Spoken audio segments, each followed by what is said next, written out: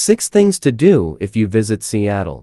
There are 6 must-have experiences that you should do if you visit Seattle, where city and nature come together. If you visit Seattle, arrive with this list in hand, and you'll be off to a foolproof start for exploring the Emerald City's most unforgettable sights and sounds. If you visit Seattle, do the following things.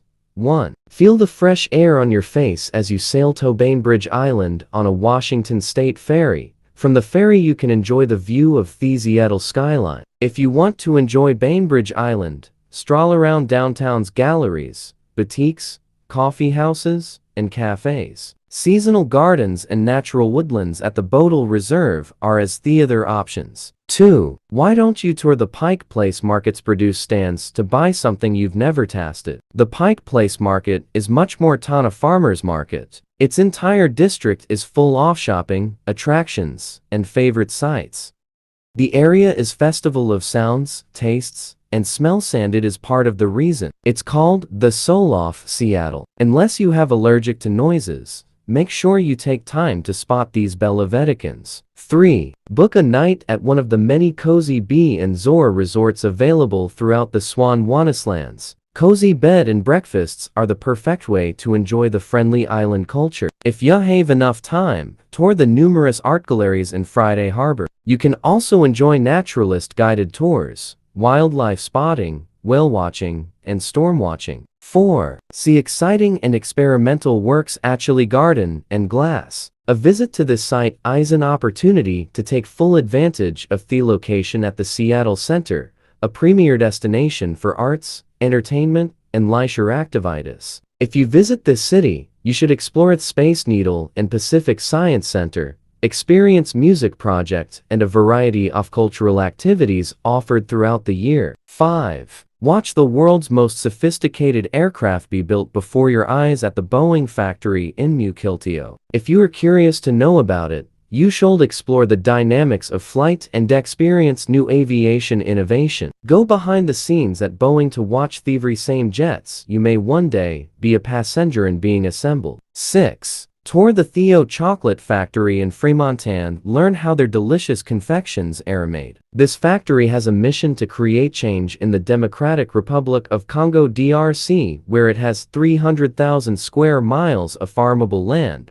but only 2% is being farmed due to conflict there. The factory trains 2,000 Congolese farmers to grow high-quality cocoa. Chess. Chess is called the game of kings. It has been around for a long time.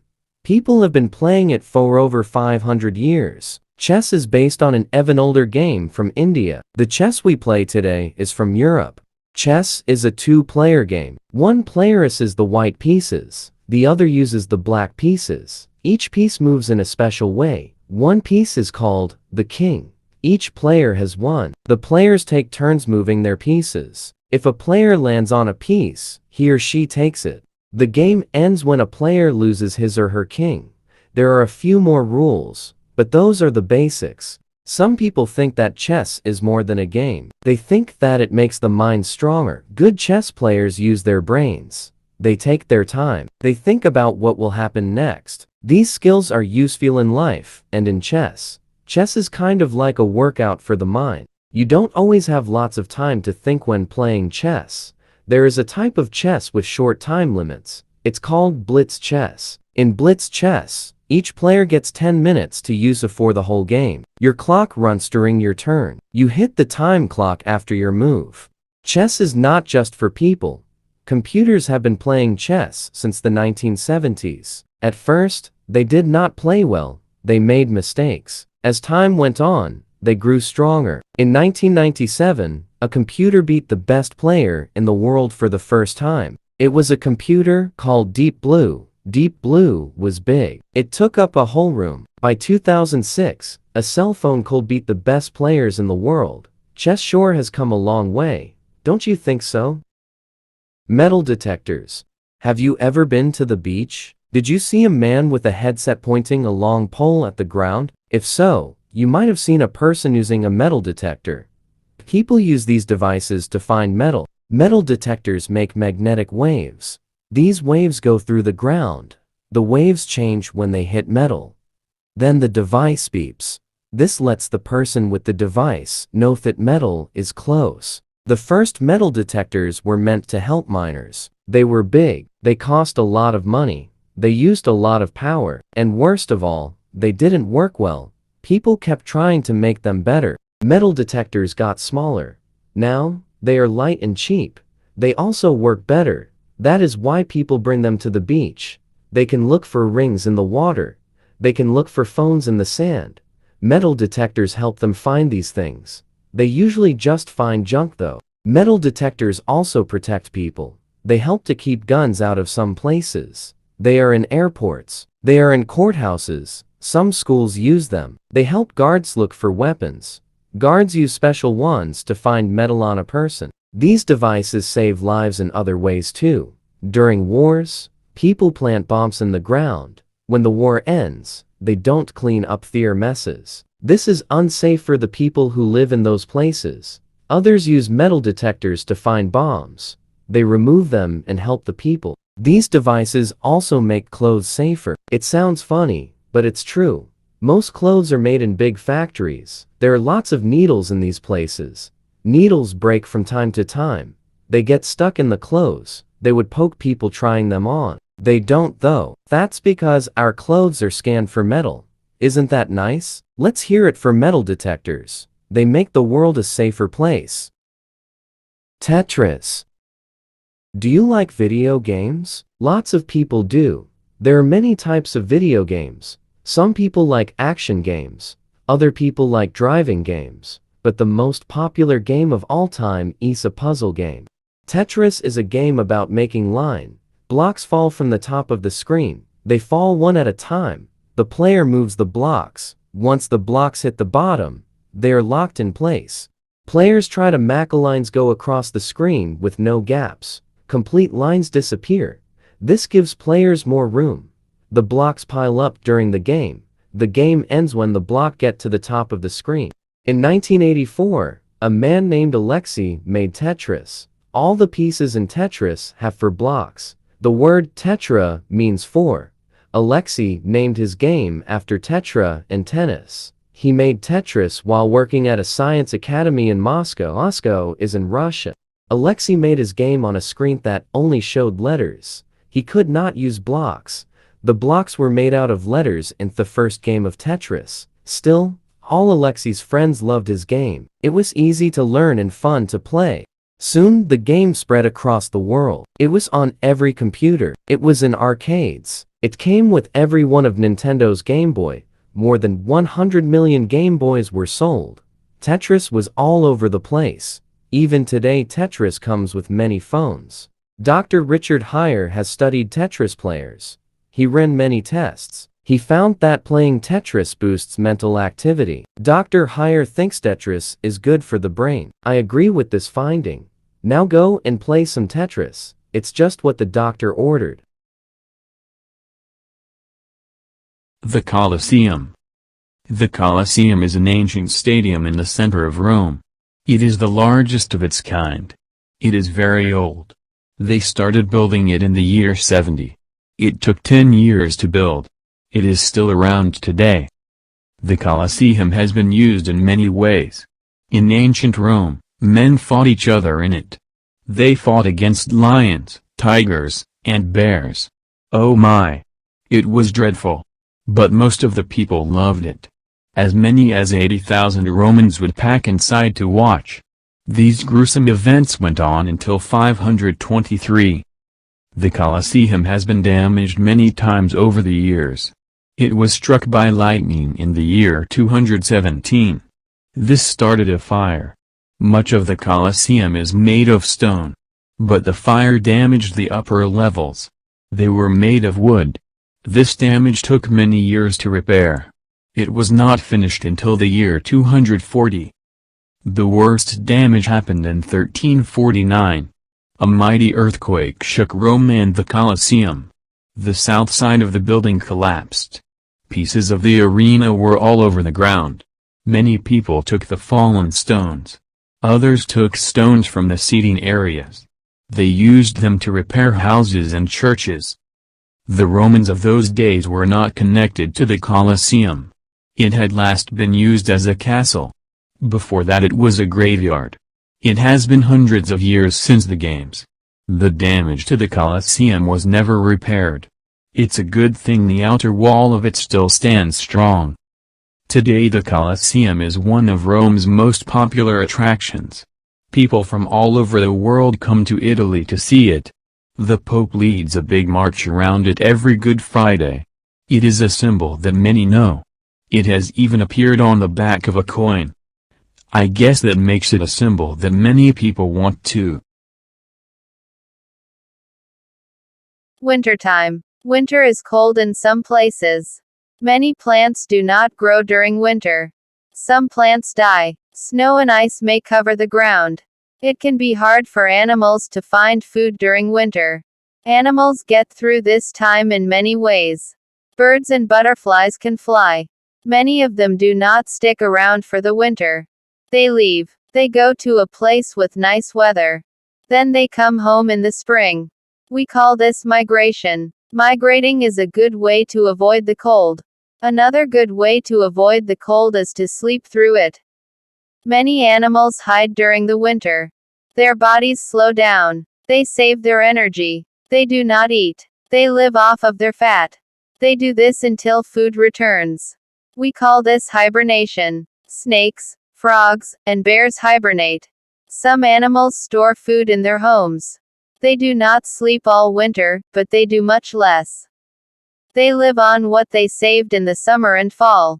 This is what squirrels, beavers, and raccoons do. Skunks do this too. Other animals tough it out. They do not leave. They do not hide. They must survive. Sometimes nature helps them out. Some animals grow thicker coats in the winter. Other animals change color. The Arctic fox is brown in the summer. His coat turns white in the winter. Winter may be pretty. It is nice to see snow on the trees. But it is dangerous too. People are also at risk. You can get frostbitten or worse. How do you beat the winter? Do you wear a thick coat? Do you stay inside? Or do you live somewhere warm?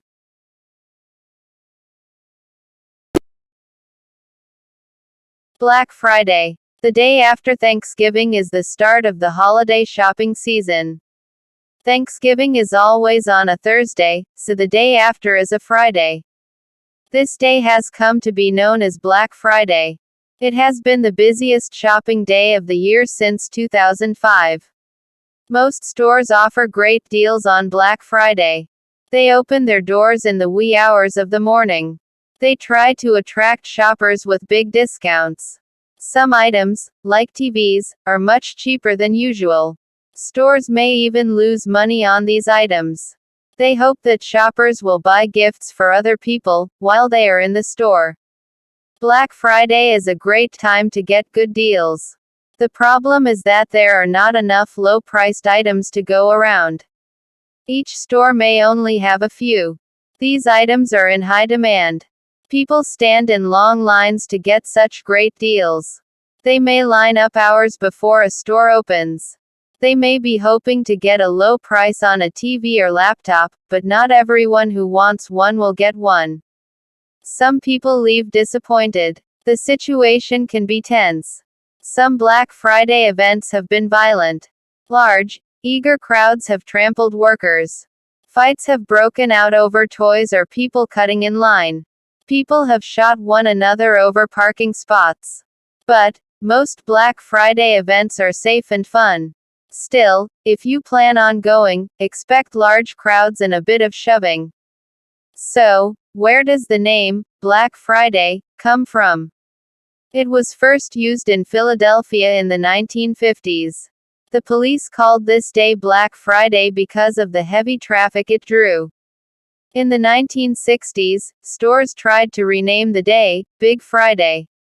It did not stick. The name, Black Friday, continued to spread across the country. It seems that it is here to stay. Now, people all over the country take part in the event known as Black Friday. It is even spreading to other parts of the world. Stores have held Black Friday events in the UK, Australia, and Brazil since 2012. In Costa Rica, Black Friday is known as Viernes Negro.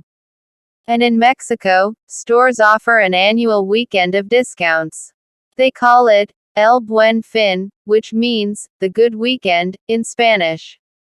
I guess the language of savings is universal.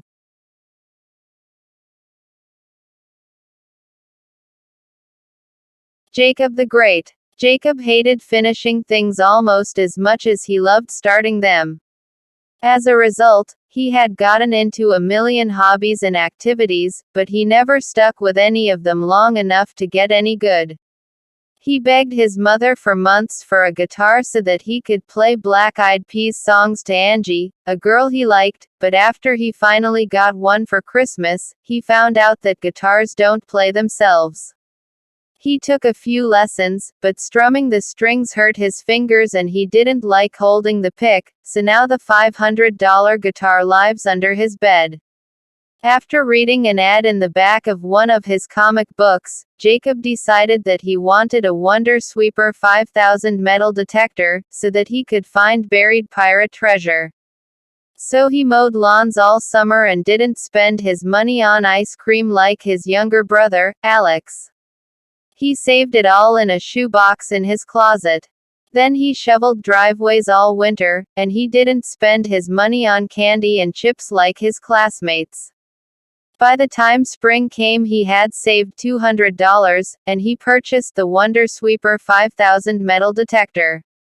He beeped it around the park for a while, but he soon found out that no pirates had ever set sail in his neighborhood, and if they had, they didn't leave any treasure. Even though he found a key ring, 47 cents, and all the bottle caps he could throw, he buried the metal detector in his closest. Given Jacob's history with hobbies, it was no surprise that Jacob's father was reluctant to buy him a magician's kit for his birthday. "Geez, Jacob, you sure you wouldn't rather I got you more guitar lessons?" he suggested. Jacob was insistent. "Dad, you've got to get me the magician's kit. This time I'll stick with it for real. I promise." "Come on, Dad," Jacob begged. Jacob's father sighed and then replied, "Oh, I don't know, Jacob. Things are awfully tight right now."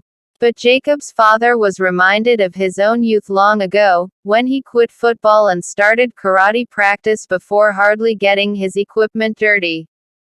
So when Jacob's birthday came around, Jacob was both surprised and pleased to find the magician's kit that he had desired so badly with a big bright bow on it. Jacob opened up the box and unwrapped the many parts in the kit. As he did so, he imagined sawing his pet cat in half and putting it back together to the amazement of his friends and family. He took the many fake coins, trick cards, and rope pieces of varying length on the kitchen table and imagined pulling rabbits out of his hat and turning them into pigeons with a mysterious puff of smoke. As Jacob continued pulling plastic thumbs, foam balls, and giant playing cards out of the magic kit, a commercial on the TV caught his attention. "Hey kids, have you ever wanted to go to space? Experience what it's like to be an astronaut? Do you want to explore the universe? Well, now you can." As the commercial continued playing, Jacob walked away from the magic kit on the kitchen table and stared at the TV screen longingly. For only $195 you can go to space camp and live life like an astronaut for a whole weekend. Enroll now for a once-in-a-lifetime experience. Jacob's cry rang throughout the house as he yelled, "Mom!" He now knew what his true purpose in life was.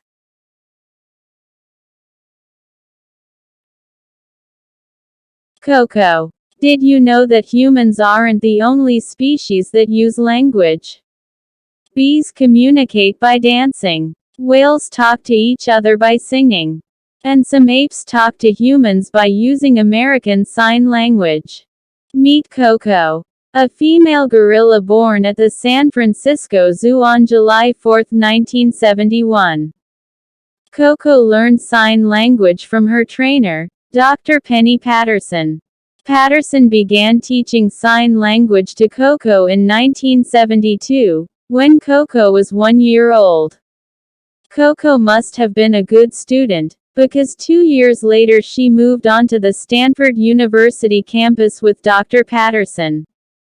Coco continued to learn on the campus until 1976. That's when she began living full-time with Patterson's group, the Gorilla Foundation. Patterson and Coco's relationship has blossomed ever since. Dr. Patterson says that Coco has mastered sign language. She says that Coco knows over 1,000 words, and that Coco makes up new words. For example, Coco didn't know the sign for ring, so she signed the words finger and bracelet.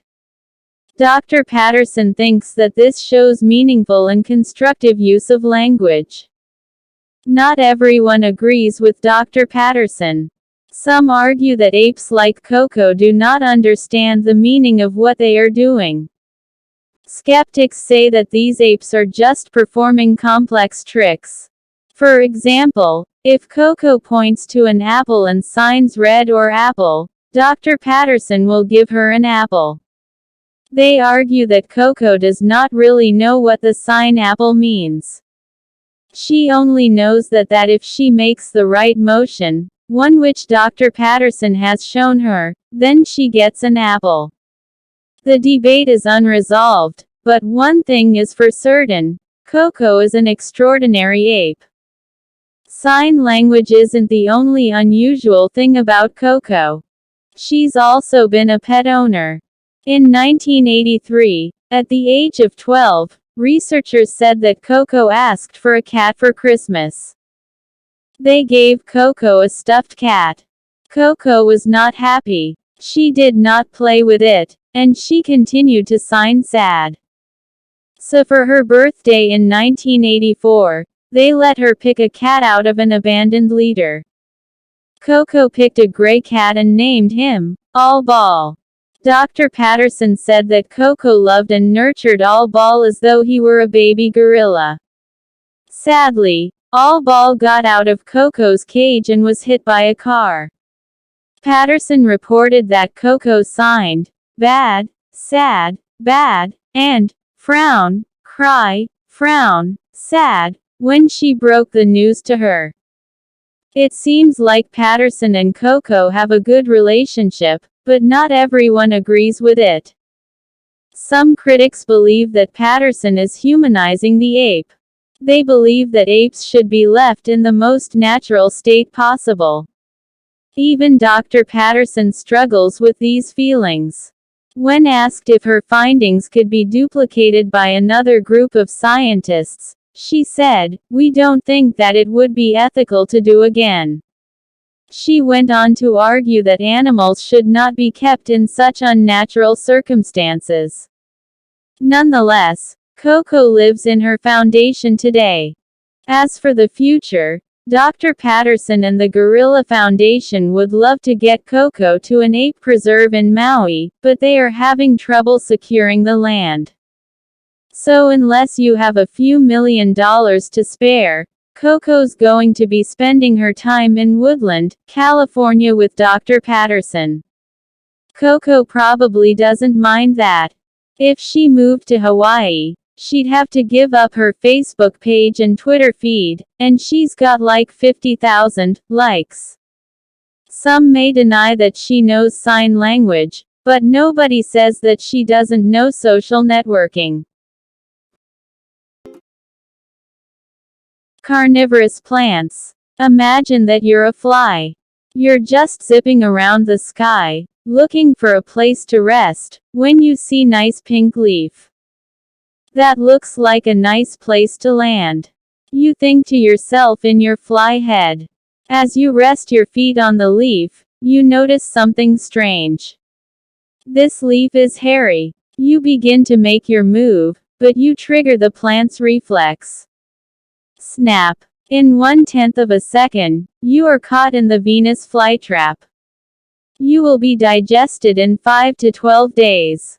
Welcome to the world of carnivorous plants. There are over 250,000 plant species. Only 600 or so are carnivorous. We call them this because they attract, trap, and eat bugs. Like other plants, they get energy from the sun. But unlike other plants, they get their nutrients from their prey. Carnivorous plants live in bogs and places where the soil lacks nutrients. Most plants get nutrients from the soil. Carnivorous plants have turned to other sources. The snap of the Venus flytrap is not the only way that plants eat bugs. Pitcher plants trick their prey into landing on them. They offer nectar bribes to the foolish insects that would take them. True to their name, pitcher plants have deep chambers. Their landing surface is slippery. They have inward-pointing hairs, making it hard to escape. The fly lands on the pitcher plant to eat, but slips into a pit filled with digestive fluids and is eaten. Then there are sundews. We call them sundews because they sparkle in the sun as if covered in morning dew. Of course, that sparkle is from something much more treacherous. It is a sweet goo called mucilage that bugs can't resist. Sundews create mucilage to attract bugs. As they fly in to eat, bugs become trapped in the very object of their desire. They soon exhaust themselves by trying to escape the mucilage. Or the sundew's tentacles, which respond to prey by curling around them, smother them. Bugs usually die in about 15 minutes. Then the plant dissolves its prey in enzymes and absorbs the nutrients. Have you ever walked into trouble and found that you couldn't get out? So has every insect that has ever wandered into a corkscrew plant. Bugs love to investigate plants for nectar and food. Corkscrew plants have inviting stems. Curved hairs line the inside of these stems. These hairs allow insects to go up the stems, but not back. Going forward leads a chamber filled with digestive fluid, the plant's stomach. Bugs who wander into the corkscrew plant find that they are unable to escape. They must march to their own demise. And then there are the bladderworts. They're about as nice as they sound.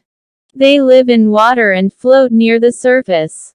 Their traps are like small bladders hidden beneath the water. Only their flowers are visible from the surface. When bugs swim into the trigger hairs, the plant reacts. A trapdoor in the bladder opens up. The bladder sucks up the prey and the water surrounding it. A tenth of a second later, the bladder shuts again. The plant has trapped the prey. It releases digestive fluids. The prey will be digested within hours. Carnivorous plants might sound tough, but they are difficult to keep at home. They are built to survive in places that other plants cannot. This specialization comes at a cost. They have a hard time adapting to other environments. Their strengths become weaknesses in rich soil. They depend on the harsh yet delicate environments in which they thrive. They are not so hardy after all. Still, there's something to be said about the power of life when one finds a plant that can survive in barren soil.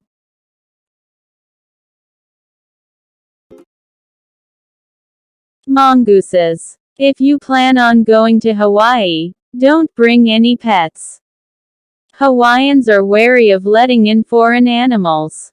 Your beloved Rex or Phi-Phi could spend up to 120 days in quarantine. They have strict rules for importing animals. They carefully screen all incoming pets. Who could blame them? They've had problems with new animals in the past. The black rat was introduced to Hawaii in the 1780s.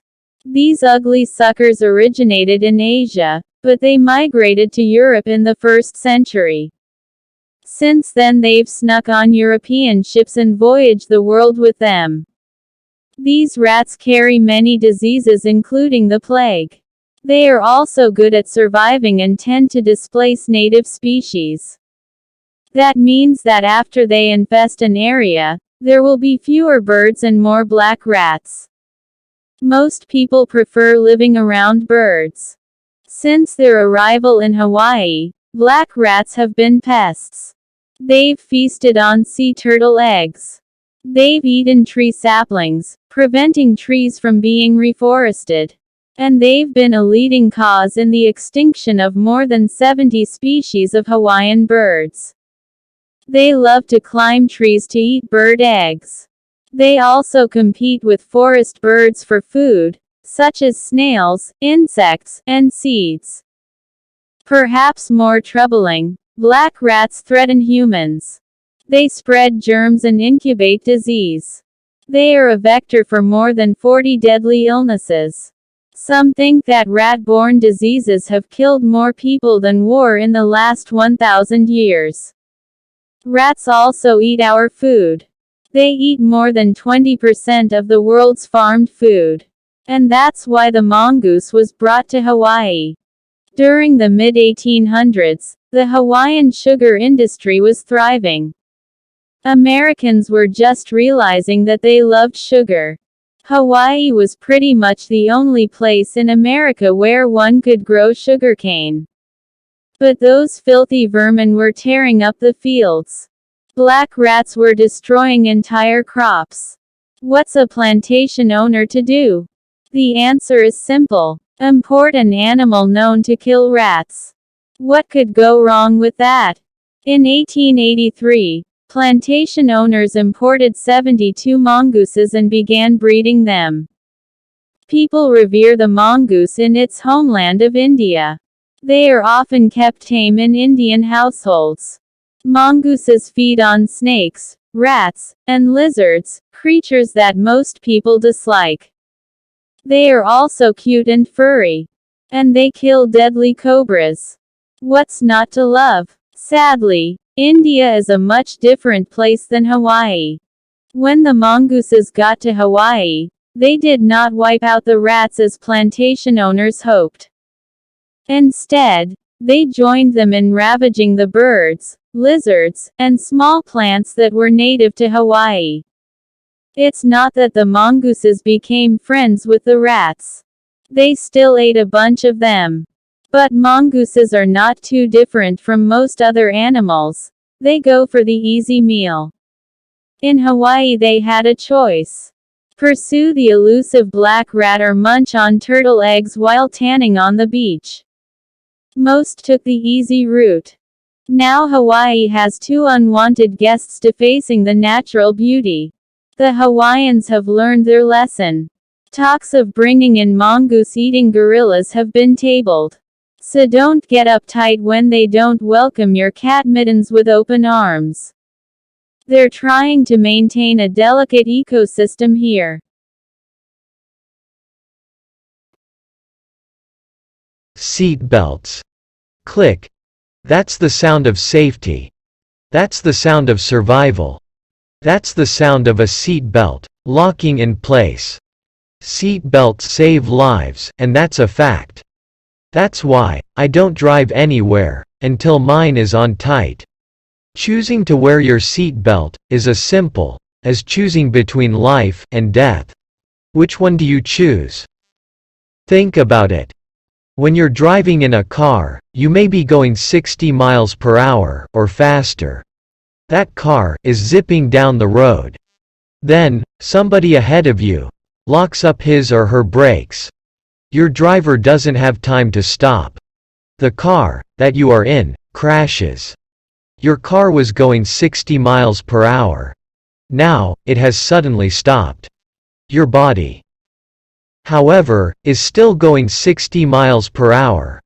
What's going to stop your body? Will it be the windshield or your seat belt? Every time that you get into a car, you make that choice. I choose the seat belt. Some people think that seat belts are uncool. They think that seat belts cramp their style, or that seat belts are uncomfortable. To them, I say, what's more uncomfortable? Wearing a seat belt, or flying through a car windshield? What's more uncool? Being safely anchored to a car, or skidding across the road in your jean shorts? Wearing a seat belt is both cooler and more comfortable than the alternatives. Let's just take a closer look at your choices. If you are not wearing your seat belt, you can hop around the car and slide in and out of your seat easily. That sounds like a lot of fun. But you are also more likely to die or suffer serious injuries. If you are wearing a seat belt, you have to stay in your seat. That's no fun. But you are much more likely to walk away unharmed from a car accident. A small pleasure for a serious pain. That's a tough choice. I think that I'll avoid the serious pain. How about giving money away? Do you like to give your money away? Probably not. And when you don't wear your seat belt, you are begging to give your money away. That's because kids are required to wear seat belts in every state in America. If you're riding in a car and you don't have a seat belt on, the police can give you, or your driver, a ticket. Then, you will have to give money to the city. I'd rather keep my money, but you can spend yours how you want. Wearing a seat belt does not make you invincible. You can still get hurt or killed while wearing your seat belt. But wearing them has proven to be safer than driving without them.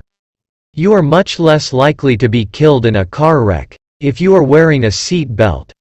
You are much less likely to get seriously injured if you are wearing one.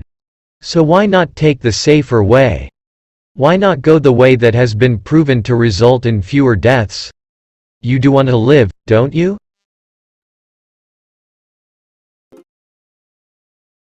Reading. Did you know that some people don't do their reading assignments? It's shocking, but it's true. Some students don't even read short texts that they are assigned in class. There are many reasons for this. They may be distracted or bored. They may be unwilling to focus. They may be unconfident readers. Whatever the reason, it has to stop today. Here's why. Reading stimulates your mind. It is like a workout for your brain. When people get old, their muscles begin to deteriorate. They get weaker and their strength leaves them. Exercise can prevent this loss. The same thing happens to people's brains when they get older. Brain power and speed decline with age. Reading strengthens your brain and prevents these declines. You can benefit from reading in the near term too. Reading provides knowledge. Knowledge is power. Therefore, reading can make you a more powerful person. You can learn to do new things by reading. Do you want to make video games? Do you want to design clothing? Reading can teach you all this and more. But you have to get good at reading, and the only way to get good at something is to practice. Read everything that you can at school, regardless of whether you find it interesting. Reading expands your vocabulary. Even a boring text can teach you new words. Having a larger vocabulary will help you better express yourself.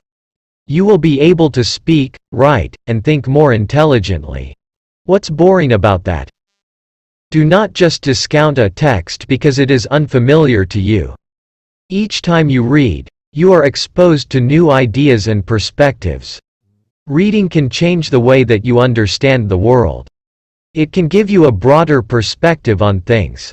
It can make you worldlier. You can learn how people live in faraway places. You can learn about cultures different from your own. Reading is good for your state of mind. It has a calming effect. It can lower your stress levels and help you relax. You can escape from your troubles for a moment when you read, and it's a positive escape. The benefits of reading far outweigh those of acting like a doofus. So do yourself a favor. The next time you get a reading assignment, take as much as you can from it. Squeeze it for every drop of knowledge that it contains. Then move on to the next one.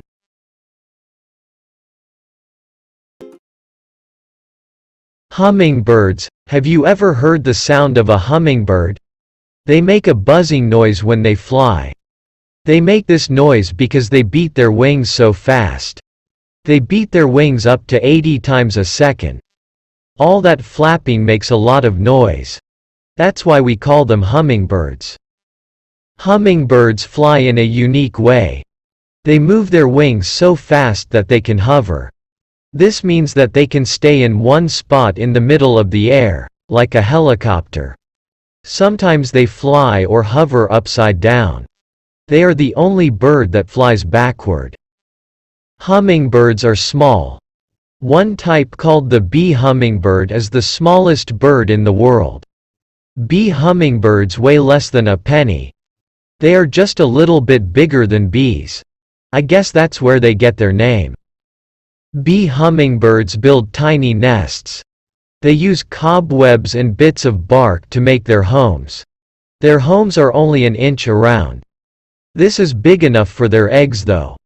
Their eggs are smaller than peas. People have found these tiny nests on a clothespin. Hummingbirds move fast. It takes lots of energy to move as fast as they do. This means that they need to eat a lot of food. Their favorite food is nectar, a sweet liquid inside of some flowers. They drink more than their own weight in nectar daily. They have to visit hundreds of flowers to get enough nectar to live. They can only store enough energy to survive through the night. They live on the edge. Hummingbirds don't use their long beaks like straws. They have a tongue just like you. They use their tongues for eating. They flick their tongues in and out of their mouths while inside of flowers. They lap up nectar. Flowers give them the energy that they need. Hummingbirds help flowers too. They get pollen on their heads and bills when they feed. Flowers use pollen to make seeds. Hummingbirds help pollen get from one flower to the next. This helps flowers make more seeds. More seeds means more flowers. More flowers means more food for hummingbirds. Isn't it nice how that works out?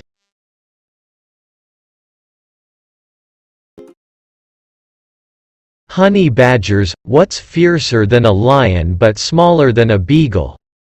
The honey badger, one of the toughest mammals in Africa and Western Asia. Honey badgers stand less than a foot high. They are only a couple feet long. They weigh just over 20 pounds. Yet, they have a reputation for toughness that is far greater than their size. Some honey badgers will chase away lions, and take their kills. I guess that goes to show you that size isn't the only thing that matters in a fight. So what makes the honey badger so tough? They have speed, stamina, and agility, but so do many animals. They aren't stronger than lions, so how do they stop them? The thing that sets the honey badger apart is their skin. Their skin is thick and tough. Arrows, spears, and bites from other animals can rarely pierce it. Small bullets can't even penetrate it. Not only is their skin thick and tough, it is also loose. This allows them to twist and turn to attack while another animal is gripping them. The only safe grip one can get on a honey badger is on the back of their necks. Honey badgers have long, sharp claws. These claws are good for attacking and even better for digging. Honey badgers are some of nature's most skilled diggers. They can dig a 9-foot tunnel into hard ground in about 10 minutes. They love to catch a meal by digging up the burrows of frogs, rodents, and cobras. They also use their digging skills to create their homes. They live in small chambers in the ground and defend them fiercely. They will attack horses, cows, and even water buffalo if they are foolish enough to poke around a honey badger's den. You don't get a reputation like the honey badger by running from danger. The honey badger is fearless and a tireless fighter. They will attack any creature that threatens them, man included. Because of the honey badger's reputation, most predators avoid them. Some animals use the honey badger's reputation to their advantage. Adult cheetahs have spotted coats, but their kittens have silver manes and look like honey badgers. Some scientists believe that their coloring tricks predators into avoiding them. Wouldn't you walk the other way if you saw a honey badger? You might be wondering, if honey badgers are so tough, How did they get a name that makes them sound like a piece of candy? The answer makes sense. Since honey badgers have such thick skin, bee stings rarely harm them. So honey badgers love to raid beehives. I can't blame them. Who doesn't like free honey? Honey badgers chase after honey aggressively. So much so that beekeepers in Africa have to use electric fencing to hold them back. There's nothing sweet about that. Beekeepers aren't the only people who have grown to hate honey badgers. Honey badgers may be fun to read about, but they are nasty neighbors. They attack chickens, livestock, and some say children, though they usually leave people alone. But if a honey badger moves in your backyard, there's not a whole lot that you can do about it. I mean, are you going to go and tangle with an animal that eats the bones of its prey? An animal with teeth strong enough to crunch through turtle shells. An animal that never tires, gives up, or backs down. Yeah, I wouldn't either.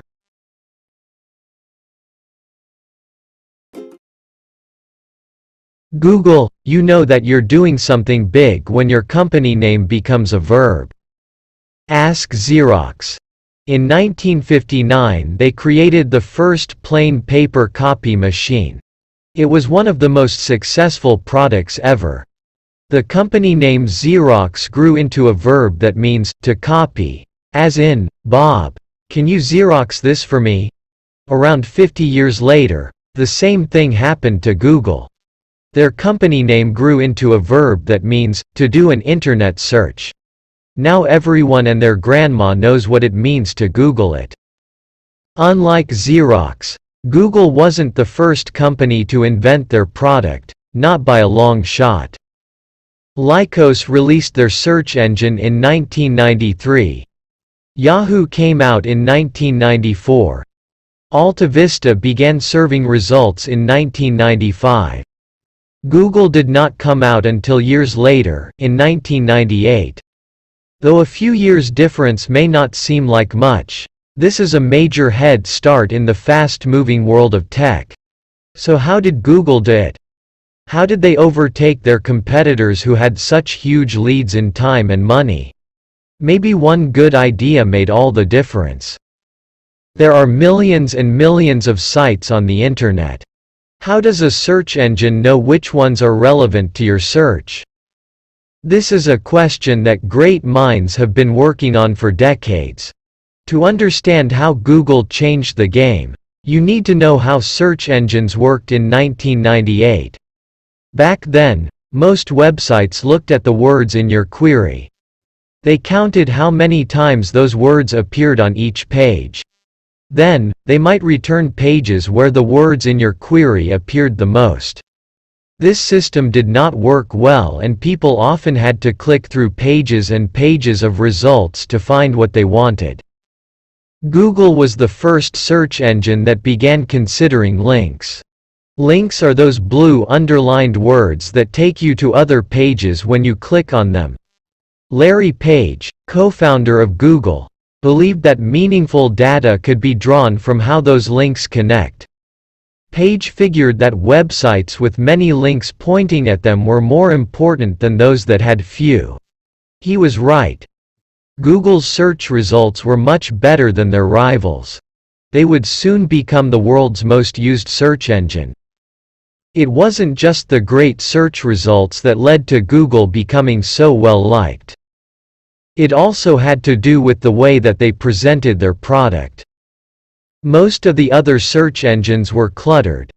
Their home pages were filled with everything from news stories to stock quotes. But Google's homepage was, and still is, clean. There's nothing on it but the logo, the search box, and a few links. It almost appears empty. In fact, when they were first testing it, users would wait at the home page and not do anything. When asked why, they said that they were waiting for the rest of the page to load. People couldn't imagine such a clean and open page as being complete. But the fresh design grew on people once they got used to it. These days, Google has its hands in everything from self-driving cars to helping humans live longer. Though they have many other popular products, they will always be best known for their search engine. The Google search engine has changed our lives and our language. Not only is it a fantastic product, it is a standing example that one good idea, and a lot of hard work, can change the world.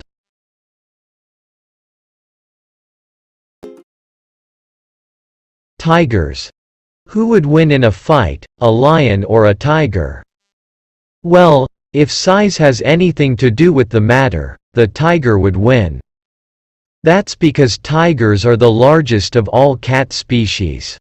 They grow up to 11 feet long and weigh as much as 670 pounds. This makes tigers the third largest land carnivore. The only larger land carnivores are polar bears and brown bears. Tigers are not only large, they are also fast. They can sprint as fast as 40 miles per hour for short distances and leap as far as 30 feet horizontally. This makes for an extremely dangerous pounce. You might not think that such large, fast, and ferocious creatures need help to survive, but they do. The tiger is an endangered species. Despite all of the tiger's strengths, the future of the species is uncertain. Tigers face a very high risk of extinction. It is estimated that at the start of the 20th century, there were over 100,000 tigers living in the wild. By the turn of the century, the number of tigers outside of captivity dwindled to just over 3,000. Interestingly, the most serious threats that tigers face come from a much smaller species, one with an average weight of around 140 pounds. That species is Homo sapiens, better known as humans. Humans threaten tigers in primarily two ways: hunting and destroying habitat. Tigers are hunted for many reasons. People have long valued the famous striped skins. Though trading tiger skins is now illegal in most parts of the world, tiger pelts are worth around $10,000 on the black market. Though the fur would be incentive enough for most poachers, other parts of the tiger can also fetch a pretty penny. Some people in China and other Asian cultures believe that various tiger parts have healing properties. Traditional Chinese medicine calls for the use of tiger bones, amongst other parts, in some prescriptions. Tigers have also been hunted as game. In other words, people hunted tigers solely for the thrill and achievement of killing them. Such killings took place in large scale during the 19th and early 20th centuries, when a single Maharaja or English hunter might claim to kill over 100 tigers in their hunting career. Though this practice is much less popular today than it was in the past, it has not ceased entirely. Humans have done considerable damage to the world's tiger population through hunting, but perhaps more damage has been caused through the destruction of habitat. Tigers once ranged widely across Asia, all the way from Turkey to the eastern coast of Russia. But over the past 100 years, tigers have lost 93% of their historic range. Instead of spanning all the way across Asia, the tiger population is now isolated in small pockets in South and Southeastern Asia. This is because humans have drastically changed the environments. Humans have built towns and cities. Road and transit systems were created to connect these towns and cities. To feed the people living in these areas, forests and fields have been cleared to create farmland. Large tracts of land have been strip-mined to yield metals and other materials used in manufacturing. All of these activities have consumed habitats that at one time supported tigers. A major obstacle to preserving tigers is the enormous amount of territory that each tiger requires. Each wild tiger demands between 200 and 300 square miles. Tigers are also both territorial and solitary animals. This means that they are protective of the areas that they claim and they generally do not share with other tigers. Because tigers need so much territory, it is difficult for conservationists to acquire land enough to support a large population of tigers. Even when these considerable spaces are allocated, it is even more difficult to patrol such large areas to prevent poaching. There is no easy way to preserve the wild tiger population without making large sacrifices. Though tiger population faces many threats and obstacles to recovery, there have been some successes in conservation and preservation efforts. For example, Save China's Tigers, an organization working to restore the wild tiger population, successfully rewilded a small number of South China tigers. These tigers were born into concrete cages from parents who were also captive and unable to sustain in the wild. This organization brought these tigers to South Africa and helped them learn the necessary skills for a predator to survive in the wild. Current evidence indicates that the project had been successful. While this is just a small step, it shows that restoring the world's tiger population is possible.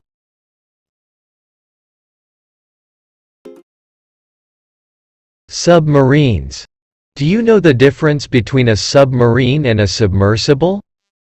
A submarine is a watercraft that is capable of independent operation under the sea.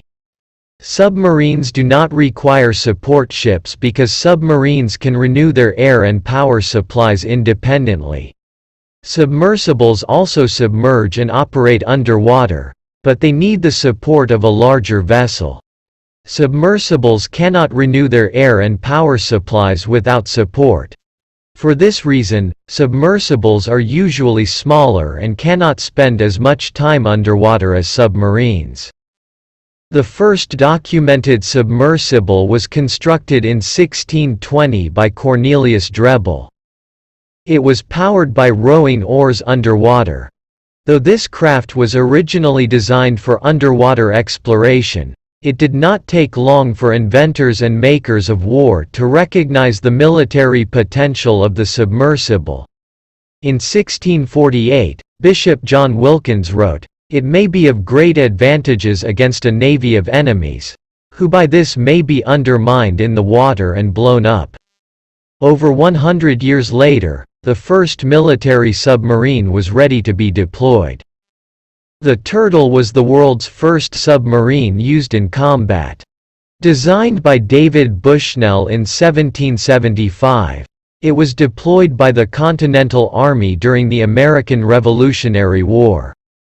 Though the Turtle did utilize a support ship in combat, it was fully capable of renewing its air and power supplies independently. Therefore, the Turtle is considered to have been a submarine and not a submersible. The Turtle was powered by hand-cranked propellers and was named as such because it resembled a turtle. It held a single person, moved about 3 miles per hour in calm water, and contained enough air to stay submerged for about 30 minutes. General Washington authorized an attack using the Turtle on a British flagship blockading New York Harbor. Sergeant Ezra Lee operated the Turtle and attempted to affix underwater explosives to the British ship, but he failed. The Turtle was later destroyed by the British. Despite this failure, the Turtle is still remembered as the first submarine used offensively during war. Another notable submarine originally designed for war was Julius H. Kroll's Submarine Explorer. Built between 1863 and 1866. This submarine was created for the North during the American Civil War, but the war ended before it went into use. After the war, it was used commercially to harvest pearls in Panamanian waters during the late 1860s. Unfortunately, the dangers of decompression sickness, a condition that occurs when divers rise to the water's surface too quickly, were not understood. While experimenting with the submarine explorer in 1867, Kroll himself perished from decompression sickness. In 1869, a new engineer put the submarine explorer back to the task of harvesting pearls. Tragically, use of the submarine explorer was discontinued after the entire crew died from decompression sickness. Submarine use increased greatly during World War I. Due to innovations in engineering, such as a dual power system using both diesel and electric sources, submarines had finally developed into effective war machines. One watercraft called the U-boat was put to great effect by the Germans. Some argue that the U-boat was more of a submersible, since U-boats operated primarily on the surface using diesel engines and submerged only occasionally to attack using battery power. But the effectiveness of the U-boat in combat is certain. During World War I, more than 5,000 Allied ships were sunk by U-boats, including the Lusitania, which is often cited as a reason why America entered the war. U-boats were again utilized extensively by the Germans during World War II. Though the U-boats were devastating to British fleets, advances in technology such as radar and sonar reduced their overall effectiveness. Additionally, the U.S. had also developed and deployed a fleet of submarines to great effect. Though the Japanese attack on Pearl Harbor destroyed or severely damaged many of the U.S. Navy's frontline Pacific Fleet ships, U.S. submarines survived the attack and went on to cause great damage. Submarines, though only about 2% of the U.S. Navy, destroyed over 30% of the Japanese Navy. This made U.S. submarines the most effective anti-ship and anti-submarine weapon in the entire American arsenal. Modern submarines are now powered by a nuclear reactor. The nuclear reactor generates a tremendous amount of power and frees the submarine from the need to occasionally surface. The large amount of power generated by these reactors allows submarines to operate at high speeds for long durations. Current nuclear submarines never need to be refueled throughout their 25-year lifespans. The only factor limiting the amount of time that an advanced submarine can remain submerged is the amount of food and water that the submarine can carry. Even the Bishop John Wilkins, when he imagined the military capabilities of future submarines from 1648, could not have envisioned such an amazingly powerful watercraft.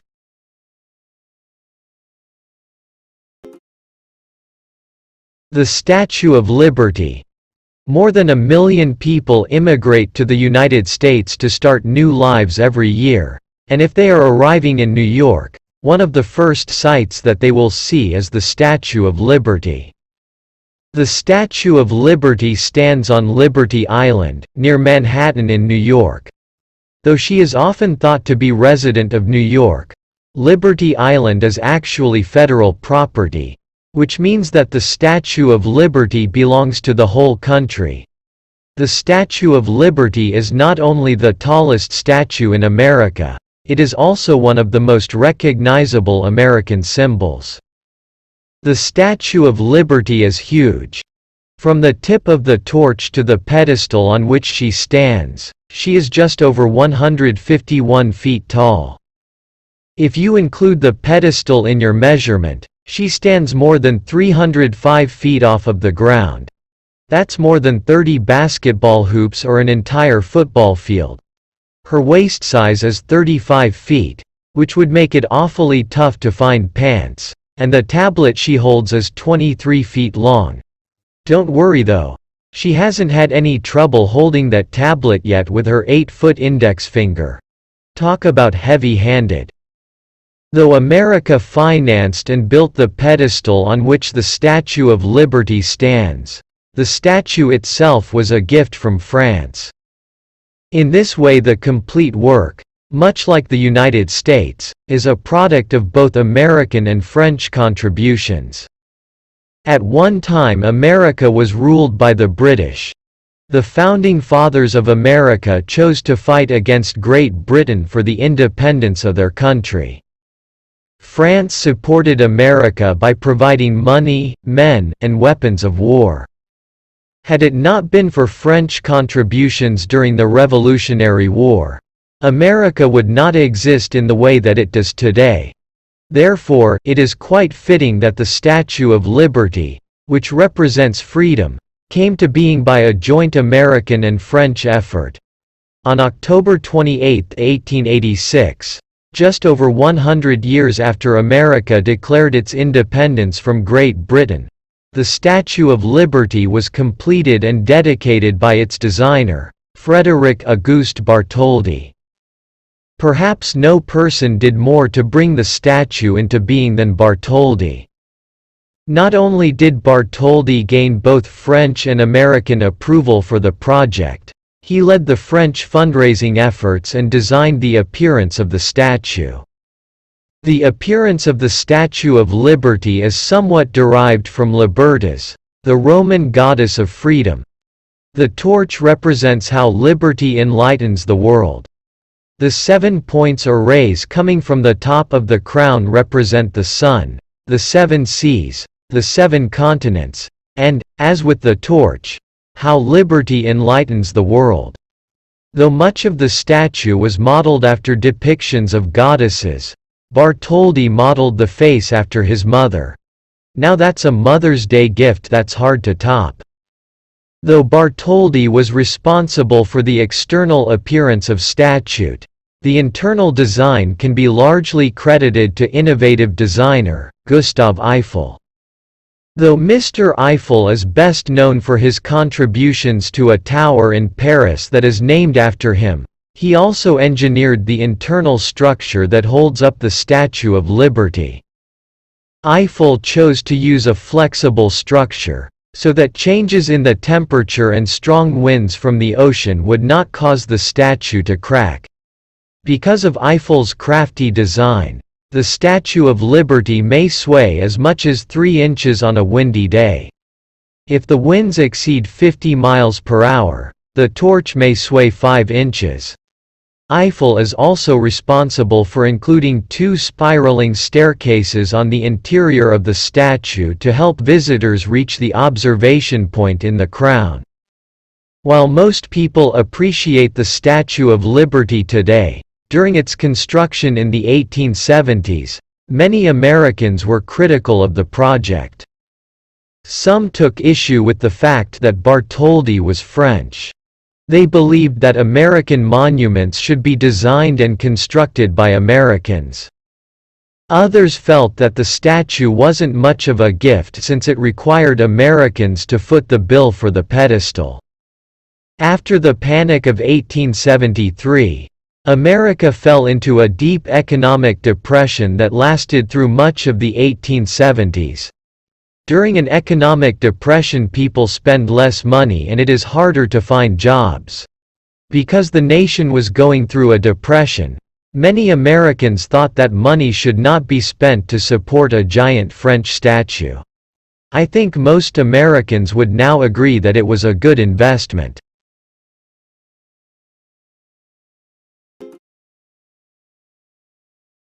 Castles. Palaces are known for their beauty and splendor, but they offer little protection against attacks. It is easy to defend a fortress, but fortresses are not designed with the comfort of a king or queen in mind. When it comes to structures that are both majestic and well fortified, the classic European castle is the pinnacle of design. Across the ages, castles changed, developed, and eventually fell out of use, but they still command the fascination of our culture. Castles were originally built in England by Norman invaders in 1066. As William the Conqueror advanced through England, he fortified key positions to secure the land he had taken. The castles he built allowed the Norman lords to retreat to safety when threatened by English rebellion.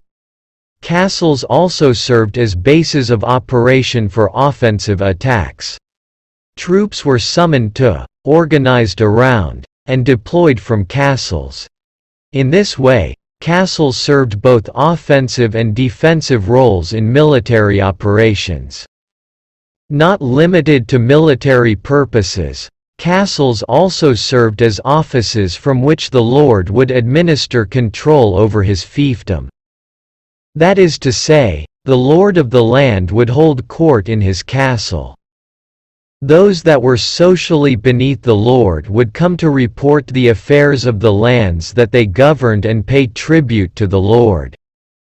They would address disputes, handle business, feast, and enjoy festivities. In this way, castles served as important social centers in medieval England. Castles also served as symbols of power. Built on prominent sites overlooking the surrounding areas, castles constantly loomed in the background of many peasants' lives and served as a daily reminder of the lord's strength. The first castles constructed in England were made from earth and timber. Those who constructed them took advantage of natural features, such as hills and rivers, to increase defenses. Since these castles were constructed from wood, they were highly susceptible to attacks by fire. Wooden castles were gradually replaced by stone, which greatly increased the strength of these fortifications. However, being made from stone did not make these castles entirely fireproof. Attackers could hurl flaming objects into the castle through the windows or ignite the wooden doors. This led to moving the windows and entrances off of the ground floor and up to the first floor to make them more difficult to access. As the nobility accumulated wealth, England became increasingly attractive to those who sought to plunder. Raids by Vikings and other marauders increased in regularity. In response to these attacks, castle defenses were updated and improved. Arrow slits were added. These were small holes in the castle, large enough for an arrow to fit through, which allowed defenders to fire from nearly invulnerable positions. Towers were built from which defenders could provide flanking fire. These towers were connected to the castle by wooden bridges, so that if one tower fell, the rest of the castle was still easy to defend. Multiple rings of castle walls were constructed, so that even if attackers made it past one wall, they would be caught on a killing ground between inner and outer walls. Advances such as these greatly increased the defense of castles. The demise of castles can ultimately be attributed to gunpowder. Gunpowder was first introduced to Europe during the 14th century. But the first gunpowder weapons were unreliable, inaccurate, and weak by later standards. During the 15th century, artillery became powerful enough to break through stone walls. This greatly undermined the military role of castles. Castles were then replaced by artillery forts that had no role in civil administration, and country houses that were indefensible. Though castles no longer serve their original purposes, remaining castles receive millions of visitors each year from those who wish to experience these majestic vestiges of a time long past.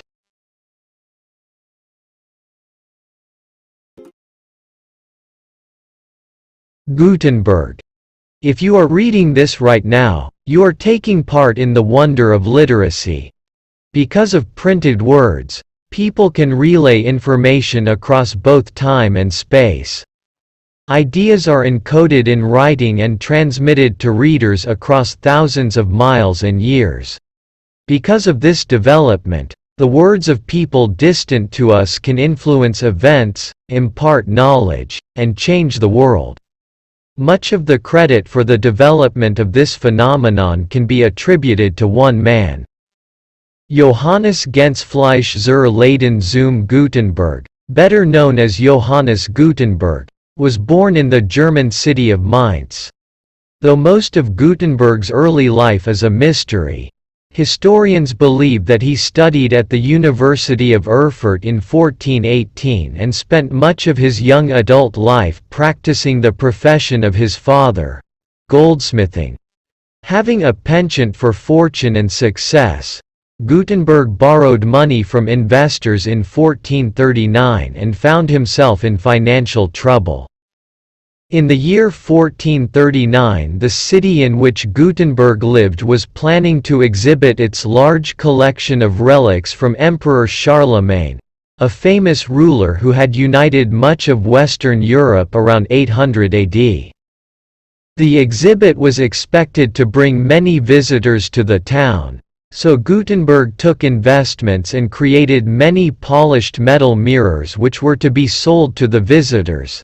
It was a common belief at that time that mirrors were able to capture holy light from religious relics.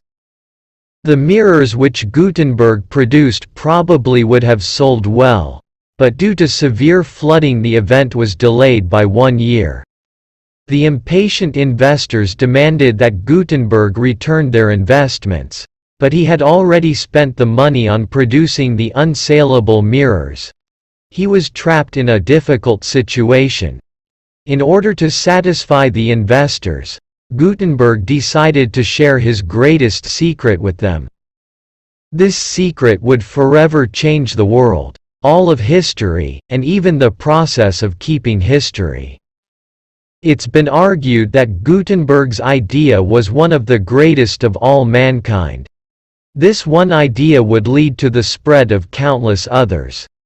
It would play a key role in the development of the Renaissance, Reformation, the Age of Enlightenment, and the Scientific Revolution. This idea would bring learning to the masses and form the backbone of the modern knowledge-based economy. Gutenberg had created the mechanical printing press with movable type. Before the spread of Gutenberg's idea, literature was primarily handwritten.